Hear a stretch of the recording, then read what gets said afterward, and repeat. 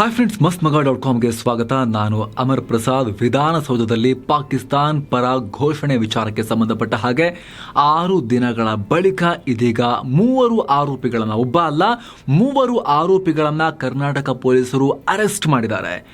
FSLನಿಂದ ಒಂದೊಂದಾಗಿ ಹಲವಾರು ಮೆಟೀರಿಯಲ್ ಕೊಟ್ಟಿದ್ರಲ್ಲ, ವರದಿ ಬರ್ತಾ ಇತ್ತು. ಈಗ 2ನೇ ವರದಿ ಬರ್ತಾ ಇದ್ದ ಹಾಗೆ ಇವ್ರನ್ನ ಅಧಿಕೃತವಾಗಿ ಅರೆಸ್ಟ್ ಮಾಡಲಾಗಿದೆ.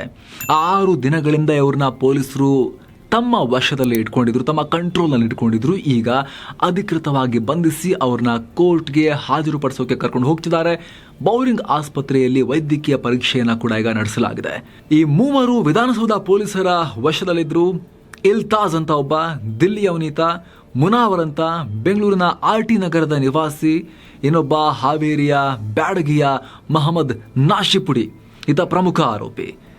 ಕೋರ್ಟ್ಗೆ ಹಾಜರುಪಡಿಸಲಾಗಿದೆ. ಈಗ ಸ್ನೇಹಿತರೆ, ಈಗ ಪೊಲೀಸರು ಅರೆಸ್ಟ್ ಮಾಡ್ತಿದ್ದಾರೆ ಅಂತ ಹೇಳಿದ್ರೆ ಸುಮ್ಮನೆ ಅರೆಸ್ಟ್ ಮಾಡಿರೋಕೆ ಸಾಧ್ಯನೇ ಇಲ್ಲ.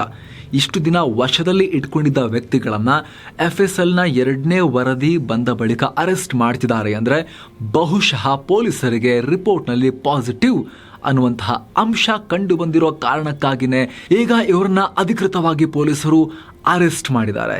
ಕಾನೂನಿನ ಪ್ರಕ್ರಿಯೆಗಳನ್ನ ಈಗ ಆರಂಭ ಮಾಡಿದ್ದಾರೆ. ನಾನು ಕೂಗಿಲ್ಲ ಅಂತ ಹೇಳ್ತಾ ಇದ್ರು ಇವರು. ಆ ಆಡಿಯೋ ಕೂಡ ಅಸ್ಪಷ್ಟ ಇತ್ತು. ಕೇವಲ ಕಿವಿಯಲ್ಲಿ ಕೇಳಿಸ್ಕೊಂಡ ತಕ್ಷಣ ಅದು 2 ರೀತಿ ಕೇಳಿಸ್ತಾ ಇತ್ತು. ಇಲ್ಲಿ ಪಾಕಿಸ್ತಾನ್ ಜಿಂದಾಬಾದ್ ಅಂತ ಹೇಳಿದಾರ, ಅಥವಾ ಅವರು ಆರೋಪ ಮಾಡ್ತಿರೋ ತರ ನಾವು ಕೂಗಿಲ್ಲ, ನಾಸಿರ್ ಸಾಬ್ ಜಿಂದಾಬಾದ್ ಅಂತ ಕೂಗಿದ್ದು ಅಂತ ಹೇಳ್ತಾ ಇದ್ರಲ್ಲ. ಸೊ ಅಸ್ಪಷ್ಟ ಇತ್ತು, ಯಾರು ಹೇಳ್ತಿರೋ ಸರಿ ಅನ್ನೋ ಕ್ಲಾರಿಟಿ ಇರಲಿಲ್ಲ.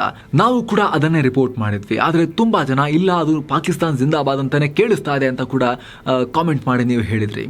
ಈಗ ಫೈನಲಿ ಅಫಿಷಿಯಲ್ ಇನ್ಫಾರ್ಮೇಶನ್ ಬರ್ತಾ ಇದೆ, ಅಧಿಕೃತ ಮಾಹಿತಿ ಬರ್ತಾ ಇದೆ, ಪೊಲೀಸರು ಇವ್ರನ್ನ ಅರೆಸ್ಟ್ ಮಾಡಿದ್ದಾರೆ ಅಂತ. FSL ರಿಪೋರ್ಟ್ ಇನ್ನೂ ಕೂಡ ಬಹಿರಂಗಪಡಿಸಿಲ್ಲ. ಆದರೆ FSL ರಿಪೋರ್ಟ್ನಲ್ಲಿ ನೆಗೆಟಿವ್ ಬಂದಿದ್ರೆ ಇವ್ರನ್ನ ಅರೆಸ್ಟ್ ಯಾವ ಕಾರಣಕ್ಕೂ ಮಾಡ್ತಾ ಇರಲಿಲ್ಲ. ಸೊ ಇವರು ಪಾಕಿಸ್ತಾನ್ ಜಿಂದಾಬಾದ್ ಅನ್ನೋ ಘೋಷಣೆಯನ್ನ ಕೂಗಿರೋದು ಇಲ್ಲಿ ನಾವು ಅಫಿಷಿಯಲ್ ಆಗಿ ಈಗ ಹೇಳಬಹುದು. ಒಬ್ಬ ವ್ಯಕ್ತಿಯಲ್ಲ, ಆಶ್ಚರ್ಯ ಅಂದ್ರೆ ಒಬ್ಬ ವ್ಯಕ್ತಿಯಲ್ಲ, ಇಲ್ಲಿ 3 ಜನರನ್ನ ಕೂಡ ಈಗ ಪೊಲೀಸರು ಅರೆಸ್ಟ್ ಮಾಡಿದ್ದಾರೆ. ಕೇವಲ ಈ ನಾಸಿಪುಡಿ ಮಾತ್ರ ಅಲ್ಲ, 3 ಜನರನ್ನ ಅರೆಸ್ಟ್ ಮಾಡಲಾಗಿದೆ. ಇಲ್ತಾಜ್, ಮುನಾವರ್ ಮತ್ತು ಮೊಹಮ್ಮದ್ ನಾಶಿಪುಡಿಯನ್ನ.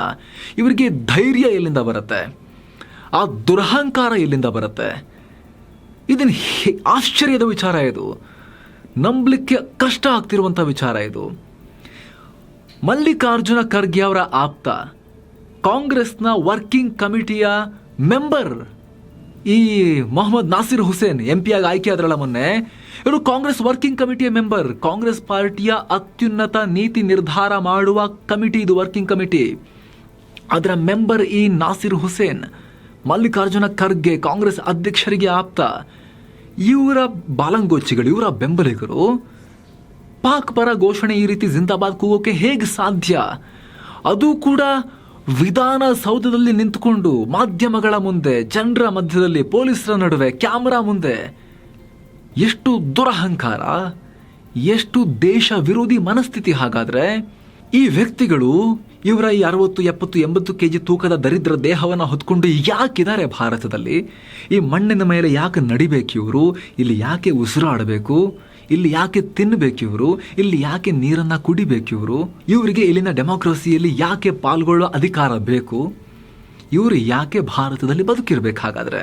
ಸ್ನೇಹಿತರೆ, ಎಲ್ಲ ಆರೋಪ ಪ್ರತ್ಯಾರೋಪಗಳ ನಡುವೆನೆ ರಾಜ್ಯದ ಕಾಂಗ್ರೆಸ್ ಸರ್ಕಾರಕ್ಕೆ ಅತ್ಯಂತ ಮುಜುಗರಕ್ಕೆ ಕಾರಣ ಆಗ್ತಿರೋ ಈ ಘಟನೆಯಲ್ಲಿ ರಾಜ್ಯದ ಕಾಂಗ್ರೆಸ್ ಸರ್ಕಾರವೇ ಇವ್ರನ್ನ ಅರೆಸ್ಟ್ ಮಾಡಿದೆ ಅಂತ ಹೇಳಿದ್ರೆ ಸ್ಟ್ರಾಂಗ್ ಆದಂತಹ ಎವಿಡೆನ್ಸ್ ಫಾರೆನ್ಸಿಕ್ ಸೈನ್ಸ್ ಲ್ಯಾಬೊರೇಟರಿಯ ರಿಪೋರ್ಟ್ನಲ್ಲಿ ಸಿಕ್ಕಿದ್ರೆ ಮಾತ್ರ ಸಾಧ್ಯ. ಯಾವುದೇ ಸರ್ಕಾರ ತನ್ನ ಕಾಲ ಮೇಲೆ ತಾನೇ ಚಪ್ಪಡಿ ಹಾಕೊಳ್ಳೋಕೆ ಮುಂದಾಗೋದಿಲ್ಲ. ಸ್ನೇಹಿತರೇನು ಘಟನೆಗೆ ಸಂಬಂಧಪಟ್ಟ ಹಾಗೆ ಯಾವೆಲ್ಲ ಸೆಕ್ಷನ್ಗಳ ಅಡಿಯಲ್ಲಿ ಪ್ರಕರಣ ದಾಖಲಾಗಿದೆ ಅಂತ ಕೂಡ ಈಗ ಮಾಹಿತಿ ಲಭ್ಯ ಆಗ್ತಾ ಇದೆ. ಅದರ ಪ್ರತಿ ಕೂಡ ನಮಗೆ ಈಗ ಲಭ್ಯ ಆಗಿದೆ. ಸೆಕ್ಷನ್ 153B ಮತ್ತು ಸೆಕ್ಷನ್ 505(1)B ಆಫ್ IPC ಅಡಿಯಲ್ಲಿ ಪ್ರಕರಣವನ್ನು ಈಗ ದಾಖಲು ಮಾಡಿಕೊಳ್ಳಲಾಗಿದೆ. ಇದರಲ್ಲಿ ಸೆಕ್ಷನ್ 153B ಏನು ಹೇಳುತ್ತೆ ಅಂತ ಹೇಳಿದ್ರೆ, ದೇಶದ ಐಕ್ಯತೆಗೆ ಸಂಬಂಧಪಟ್ಟ ಹಾಗೆ ಹಾನಿ ಮಾಡುವ, ದೇಶದ ಐಕ್ಯತೆಗೆ ಹಾನಿ ಮಾಡೋ ರೀತಿ ಆರೋಪಗಳನ್ನು, ದೋಷಾರೋಪಗಳನ್ನು ಹೊರಿಸೋದು ಅಥವಾ ಪ್ರಭಾವ ಬೀರೋಕೆ ಪ್ರಯತ್ನ ಪಡೋದು, ಇಂತಹ ಆರೋಪಗಳಿಗೆ ಸಂಬಂಧಪಟ್ಟಂತೆ ಸೆಕ್ಷನ್ 153B ಅನ್ನ ಹಾಕಲಾಗುತ್ತೆ. ಅದನ್ನ ಇಲ್ಲಿ ಹಾಕಲಾಗಿದೆ. ಈ ಸೆಕ್ಷನ್ ಅಡಿಯಲ್ಲಿ ಸ್ನೇಹಿತರೆ ಅವ್ರನ್ನ ಜೈಲಿಗೆ ಕಳಿಸೋಕೆ ಅವಕಾಶ ಇದೆ. ಜೊತೆಗೆ 5 ವರ್ಷಗಳವರೆಗೆ ಜೈಲಿಗೆ ಕಳಿಸೋಕೆ ಈ ಸೆಕ್ಷನ್ ಅಡಿಯಲ್ಲಿ ಅವಕಾಶ ಇದೆ. ಇನ್ನೊಂದು ಸೆಕ್ಷನ್ 505(1)(b).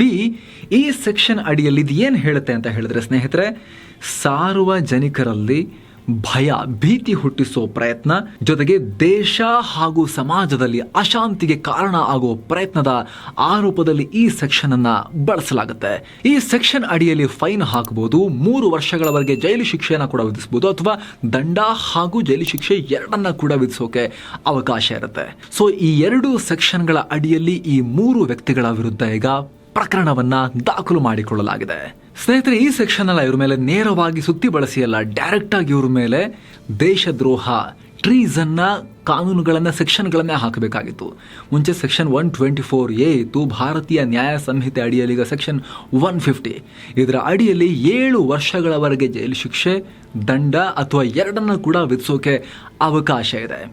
ಜೊತೆಗೆ ಸ್ನೇಹಿತರೆ, ನೀವೀಗ ಸ್ಕ್ರೀನ್ ಮೇಲೆ ನೋಡ್ತಾ ಇದ್ದೀರಾ ಪತ್ರಿಕಾ ಪ್ರಕಟಣೆ, ಕೇಂದ್ರ ವಿಭಾಗ ಬೆಂಗಳೂರು ನಗರ ವಿಧಾನಸೌಧ ಪೊಲೀಸ್ ಸ್ಟೇಷನ್ ಇವರ ಪತ್ರಿಕಾ ಪ್ರಕಟಣೆಯನ್ನು ಕೂಡ ನಾವೀಗ ನಿಮಗೆ ಓದಿ ಹೇಳ್ತೀವಿ ನೋಡಿ ಸ್ನೇಹಿತರೆ. ಅದರ ಪ್ರತಿ ನಮಗೆ ಲಭ್ಯ ಆಗಿದೆ. ದಿನಾಂಕ 27/2/2024 ವಿಧಾನಸೌಧದಲ್ಲಿ ನಡೆದ ರಾಜ್ಯಸಭಾ ಚುನಾವಣೆಯ ಫಲಿತಾಂಶದ ಟೈಮ್ನಲ್ಲಿ ಕೋರ್ಟ್ ಪಾಕಿಸ್ತಾನ್ ಜಿಂದಾಬಾದ್ ಅನ್ನೋ ಘೋಷಣೆ ಕೂಗಿದ ಸಂಬಂಧ ವಿಧಾನಸೌಧ ಪೊಲೀಸ್ ಸ್ಟೇಷನ್ ಸಂಖ್ಯೆ 20-24ರಂತೆ ಪ್ರಕರಣ ದಾಖಲಾಗಿರುತ್ತೆ. ಈ ಹಿನ್ನೆಲೆಯಲ್ಲಿ FSL ವರದಿ, ಸಾಂದರ್ಭಿಕ ಸಾಕ್ಷ್ಯಾಧಾರಗಳು, ಸಾಕ್ಷಿಗಳ ಹೇಳಿಕೆ ಮತ್ತು ಲಭ್ಯ ಸಾಕ್ಷ್ಯಾಧಾರಗಳ ಮೇರೆಗೆ 3 ಜನ ಆರೋಪಿಗಳನ್ನು ಬಂಧಿಸಿ ಅವರುಗಳ ವಿರುದ್ಧ ಕಾನೂನು ಕ್ರಮ ಜರುಗಿಸಲಾಗಿರುತ್ತದೆ. ಪೊಲೀಸ್ ಉಪಾಯುಕ್ತರು, ಕೇಂದ್ರ ವಿಭಾಗ ಬೆಂಗಳೂರು ನಗರ, ದಿನಾಂಕ 4/3/2024. ಇದರಲ್ಲಿ ಸ್ಪಷ್ಟವಾಗಿ ಸ್ನೇಹಿತರೆ FSL ವರದಿ, ಸಾಂದರ್ಭಿಕ ಸಾಕ್ಷ್ಯಗಳು ಸರ್ಕಮ್ಸ್ಟಾನ್ಷಿಯಲ್ ಎವಿಡೆನ್ಸ್ ಹಾಗೂ ಸಾಕ್ಷಿಗಳ ಹೇಳಿಕೆ ಮತ್ತು ಲಭ್ಯ ಸಾಕ್ಷ್ಯಾಧಾರಗಳ ಆಧಾರದ ಮೇಲೆ ಈ ಬಂಧನ ಮಾಡಿದ್ದೀವಿ ಅಂತ ಪೊಲೀಸರು ಸ್ಪಷ್ಟವಾಗಿ ಪತ್ರಿಕಾ ಪ್ರಕಟಣೆಯನ್ನು ಕೂಡ ಇಶ್ಯೂ ಮಾಡಿದ್ದಾರೆ. ಸ್ನೇಹಿತರವರಿಗೆ ಪಾಕಿಸ್ತಾನ ಏನಾಗಬೇಕು? ಪಾಕಿಸ್ತಾನ ಜನ್ಮ ಕೊಟ್ಟಿದೆಯಾ ಇವರಿಗೆ? ಇವರು ಪಾಕಿಸ್ತಾನಕ್ಕೆ ಹುಟ್ಟಿದವರ? ಇವರು ಭಾರತದಲ್ಲಿ ಇವರು ಯಾಕೆ ಬದುಕಬೇಕು? ಭಾರತದಲ್ಲಿ ಬದುಕೋ ಯಾವ ಅರ್ಹತೆ ಇದೆ ಅವರಿಗೆ? ಪಾಕಿಸ್ತಾನದೊಂದಿಗೆ ಇವರಿಗೆ ಅದೆಂತಹ ಸಂಬಂಧ? ಎಲ್ಲ ಬಿಟ್ಟು ಆ ಪಾಕಿಸ್ತಾನ ಇವರಿಗೆ ಯಾಕೆ ಬೇಕು? ವಿಧಾನಸೌಧದಲ್ಲಿ ನಿಂತ್ಕೊಂಡು ಕೂಗೋ ಧೈರ್ಯ, ಮತ್ತೆ ಮತ್ತೆ ಅದನ್ನೇ ಕೇಳ್ತಿರೋದು, ಆ ಧೈರ್ಯ, ಆ ದುಷ್ಟತನ, ಆ ದುರಹಂಕಾರ, ಆ ಒಂದು ಮತಾಂಧತೆ ಇವರಿಗೆ ಎಲ್ಲಿಂದ ಬರುತ್ತೆ? ಪಾಕಿಸ್ತಾನ ಇವರಿಗೆ ಏನು ಆಗಬೇಕು? ಇವರಿಗೆ how it is even possible? ಈ ಥರದ ಒಂದು ವಿಷಯ ಇವರು ತಲೆಗೆ ಬರೋಕ್ಕಾದರೂ ಹೇಗೆ ಸಾಧ್ಯ? ಬಹಳ ಆಶ್ಚರ್ಯದ ವಿಚಾರ. ಇವ್ರಿಗೆ ಸ್ನೇಹಿತರೆ 3 ವರ್ಷ 5 ವರ್ಷ ಬಿಟ್ಟು ಇವ್ರನ್ನ ಹೊರಗೆ ಬರೋಕ್ಕೆ ಬಿಟ್ಟರೆ ಇದೆಯಲ್ಲ, ಬಹಳ ಕಷ್ಟ. ಇವ್ರನ್ನ ಕಳಿಸ್ಬಿಡ್ಬೇಕು, ಇವ್ರನ್ನ ಕಾನೂನು ಬದಲಾವಣೆ ಮಾಡಬೇಕು. ಈ ರೀತಿ ಕೂಗೋರಿಗೆ ಇವ್ರನ್ನ ಯಾವ ದೇಶದ ಪರ ಘೋಷಣೆ ಕೂಗಿರ್ತಾರೋ ಅದೇ ಇವರಿಗೆ ಪ್ರೀತಿ ಪಾತ್ರ ದೇಶ ಅಂತ ಆಯ್ತಲ್ಲ, ಅವ್ರನ್ನ ಅಲ್ಲಿಗೆ ಕಳಿಸೋಕೆ ವ್ಯವಸ್ಥೆ ರೂಪಿಸಬೇಕು. 3 ವರ್ಷನೋ 5 ವರ್ಷನೋ ಜೈಲು ಶಿಕ್ಷೆ ಒಂದು ವೇಳೆ ಆದರೂ ಕೂಡ ಅದನ್ನು ಮುಗಿಸಿ ಹೊರಗೆ ಬಂದವರಿಗೆ ಭಾರತದ ಬಗ್ಗೆ, ಈ ನೆಲದ ಬಗ್ಗೆ, ಈ ಸಿಸ್ಟಮ್ ಬಗ್ಗೆ ಪ್ರೀತಿ ಬಂದಿರುತ್ತಾ? ಇನ್ನಷ್ಟು ದ್ವೇಷದ ವಿಷಯವನ್ನು ತುಂಬಿಕೊಂಡು ಬಂದಿರ್ತಾರೆ. ಇವರು ರಿಫಾರ್ಮ್ ಆಗಿ ಸುಧಾರಿಸ್ಕೊಂಡು ಬರ್ತಾರೆ ಅಂತ ಅನ್ಸೋದೇ ಇಲ್ಲ. ಯಾರೋ ಫೇಕ್ ಅಕೌಂಟ್ ಮಾಡಿಕೊಂಡು ತಲಹರಟೆಗಳು ಸೋಷಿಯಲ್ ಮೀಡಿಯಾದಲ್ಲಿ ಕಮೆಂಟ್ ಮಾಡಿದ್ರೆ ಅದು ಬೇರೆದೇ ತೂಕ. ಒಬ್ಬ ಪ್ರಮುಖ ರಾಜಕಾರಣಿ, ಕಾಂಗ್ರೆಸ್ನ ಅತ್ಯುನ್ನತ decision making body Congress working ಕಮಿಟಿಯ ಮೆಂಬರ್ ನಾಸಿರ್ ಹುಸೇನ್ ಗೆದ್ದಾಗ ಅವರ ಬೆಂಬಲಿಗರು ಅವರ ಅಕ್ಕಪಕ್ಕ ನಿಂತ್ಕೊಂಡು, ಪಕ್ಕದಲ್ಲಿ ನಿಂತುಕೊಂಡು ಈ ಘೋಷಣೆ ಕೂಗ್ತಾರೆ ಅಂದರೆ, ಮಲ್ಲಿಕಾರ್ಜುನ ಖರ್ಗೆ ಅವರ ಆಪ್ತನ ಬೆಂಬಲಿಗರು ರೀತಿ ಘೋಷಣೆ ಕೂಗ್ತಾರೆ ಅಂತ ಹೇಳಿದ್ರೆ, ಅದು ವಿಧಾನಸೌಧದಲ್ಲಿ ನಿಂತುಕೊಂಡು ಕೂಗ್ತಾರೆ ಅಂತ ಹೇಳಿದ್ರೆ, ಇದು ಅತ್ಯಂತ ಗಂಭೀರ ವಿಚಾರ. ಆ ರೀತಿ ಮಾಡುವ ಮನಸ್ಥಿತಿ ಇವರು ಒಳಗಿದೆ ಅಂತ ಹೇಳಿದ್ರೆ, ವಿಧಾನಸೌಧದಲ್ಲಿ ಮಾಧ್ಯಮಗಳ ಮುಂದೆ, ಎಲ್ಲರ ಮುಂದೆ ಕೂಗಿ ನಾವು ಜಯಿಸಿಕೊಳ್ಳುತ್ತೀವಿ ಅನ್ನೋ ಚರ್ಬಿ ಇವರಿಗೆ ತುಂಬಿ ತುಳುಕ್ತಾ ಇದೆ ಅಂತ ಹೇಳಿದ್ರೆ, ಇವರು 5 ವರ್ಷ ಅಲ್ಲ 25 ವರ್ಷ ಜೈಲಲ್ಲಿಟ್ಟರು ಕೂಡ ಹೊರಗೆ ಬಂದ ಮೇಲೆ ಇವರು ಭಾರತದ ವಿರುದ್ಧ ಪ್ರೀತಿಯನ್ನು ಬೆಳೆಸ್ಕೊಂಡಿರೋಕ್ಕೆ ಸಾಧ್ಯನೇ ಇಲ್ಲ. ನಮ್ಮ ಜೈಲಿಗೆ ಹಾಕಿದ್ರಲ್ಲ ಅಂತ ಇನ್ನಷ್ಟು ಇವರು ವಿಷವನ್ನು ತುಂಬಿಕೊಂಡೇ ಹೊರಗೆ ಬರುವಂಥ ಸಾಧ್ಯತೆ ಇರುತ್ತೆ.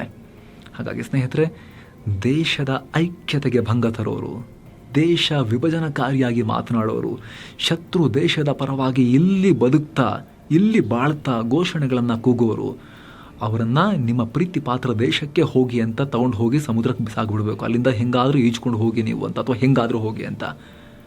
ಓಕೆ, ಇದು ಎಕ್ಸ್ಟ್ರೀಮ್ ಅನ್ಸಿದ್ರೆ ಅವ್ರನ್ನ ಫ್ಲೈಟ್ ಹತ್ಸಿನೇ ಕಳ್ಸೋಣ ಬೇಕಾದರೆ, ಅಥವಾ ರೈಲ್ ಹತ್ಸಿನೇ ಕಳ್ಸೋಣ. ಅವ್ರಿಗೆ ಇಷ್ಟ ಬಂದಿರೋ ದೇಶಕ್ಕೆ ಹೋಗಲಿ, ಗಡೀಪಾರು ಮಾಡಬೇಕು ಅವ್ರನ್ನ. ಬೇರೆ ದೇಶಗಳಲ್ಲಿ ಸಣ್ಣ ಪುಟ್ಟ ಕಾರಣಕ್ಕೆಲ್ಲ ಗಡೀಪಾರು ಮಾಡ್ತಾರೆ. ನಮ್ಮ ದೇಶದಲ್ಲಿ ದೇಶ ವಿರೋಧಿ ಕೆಲಸ ಮಾಡಿದ್ರೂ ಗಡೀಪಾರಿನ ಶಿಕ್ಷೆ ಇಲ್ಲ ಅಂದರೆ ಕಷ್ಟ. ಎಷ್ಟಾಗುತ್ತೆ ಅಷ್ಟು ಬೇಗ ಆ ನಿಯಮಗಳನ್ನು ನಾವು ತರಲೇಬೇಕು. ಇದಕ್ಕೆ ಸಂಬಂಧಪಟ್ಟ ಹಾಗೆ ಸ್ನೇಹಿತರೆ, ಕ್ಷಣ ಕ್ಷಣಕ್ಕೂ ಬೆಳವಣಿಗೆಗಳಾಗ್ತಾ ಇವೆ. ತುರ್ತಾಗಿ ಮಾಹಿತಿಯನ್ನು ನಿಮ್ಮ ಮುಂದೆ ತರೋಕೆ ನಾವು ಈ ವರದಿಯನ್ನು ಮಾಡಿದ್ದೀವಿ. ಮುಂದೆ ಹೋಗ್ತಾ ಎಲ್ಲ ಅಪ್ಡೇಟ್ಸನ್ನು ನಿಮಗೆ ತರೋ ಪ್ರಯತ್ನವನ್ನು ಮಾಡ್ತೀವಿ. ನೀವು ಇನ್ನೂ ಕೂಡ ಸಬ್ಸ್ಕ್ರೈಬ್ ಮಾಡಿಲ್ಲ ಅಂದರೆ ಕೂಡ ಡೆಮಸ್ಮಗ.comಗೆ ಸಬ್ಸ್ಕ್ರೈಬ್ ಮಾಡಿ, ಪಕ್ಕದ ಬೆಲ್ ಐಕಾನ್ ಕ್ಲಿಕ್ ಮಾಡೋದನ್ನು ಯಾವುದೇ ಕಾರಣಕ್ಕೂ ಮರಿಬೇಡಿ ಅಂತ ಹೇಳ್ತಾ ಮತ್ತೆ ಭೇಟಿ ಆಗ್ತಿರೋಣ ಸ್ನೇಹಿತರೆ. ನಮಸ್ತೆ.